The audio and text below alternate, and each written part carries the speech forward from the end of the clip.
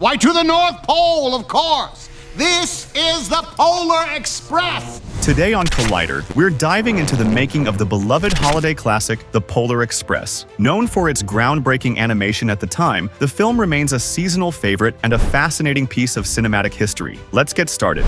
Starring Tom Hanks and directed by Robert Zemeckis, The Polar Express has become a holiday favorite for families everywhere. One of the reasons it's so memorable is the amazing Tom Hanks, who brought multiple characters to life in the film. As the conductor, Hanks is a firm but kind guide, making sure the train and its passengers stay on track in every way. The hobo, in contrast, is mysterious and thought-provoking, challenging Hero Boy's beliefs with his ghostly, trickster vibe. Hanks also brings Santa Claus to life, capturing both the magic and warmth of Christmas in a way that feels big but still approachable. The true spirit of Christmas lies in your heart. He also voices Hero Boy's dad, giving a more grounded adult perspective. Sorry about that, sport. And Hero Boy himself as the narrator, adding a nostalgic feel to the story. I lay quietly in my bed. Plus, he plays the Scrooge puppet, It's all a bunch of humbug. adding a bit of a cautionary moment. And Smokey, the quirky engineer, whose funny antics bring some humor to the film.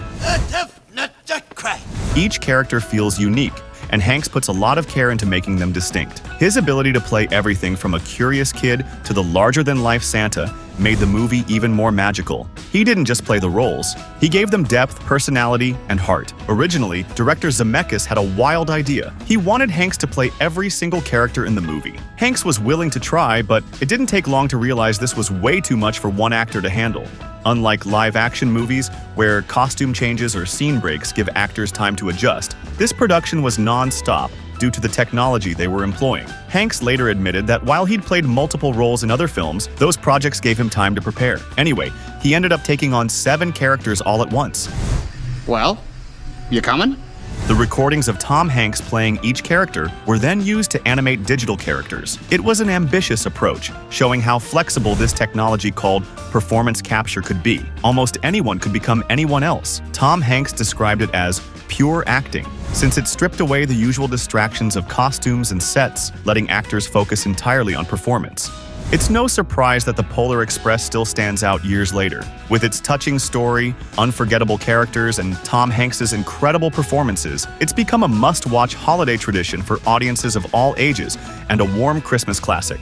Wake up! Wake up!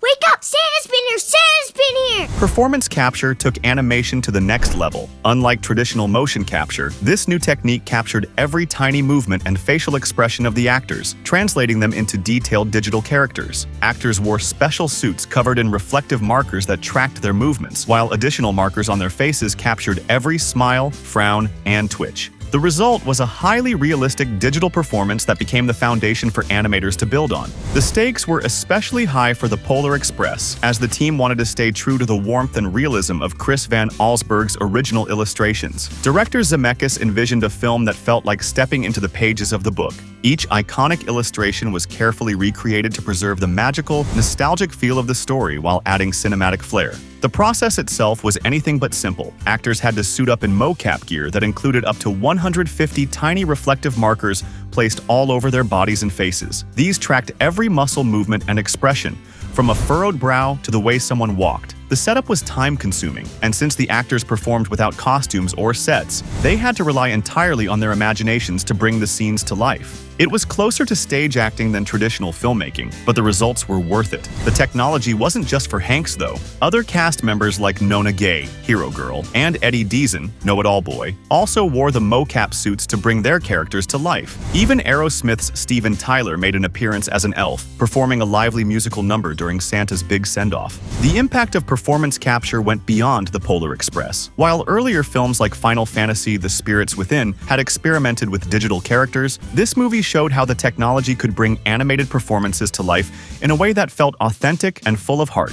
It wasn't about replacing actors, but enhancing their ability to step into entirely imaginary worlds while keeping their emotional depth intact. For Zemeckis, the most important thing was pushing the boundaries of what filmmakers and animators could do. Performance capture gave him the freedom to create scenes that would have been impossible with traditional filmmaking, like having a kid balancing on top of a roaring train in the middle of a snowstorm. The technology allowed Zemeckis to focus entirely on storytelling without worrying about safety concerns or logistical challenges. As he put it, the only limit now is the filmmaker's imagination. The Polar Express wasn't just a charming holiday movie, it was a turning point for animation. It proved that performance capture could create characters that felt human, bridging the gap between live action and CGI. For audiences, it was a magical journey. For filmmakers, it was proof that the future of storytelling had arrived, and the possibilities were endless.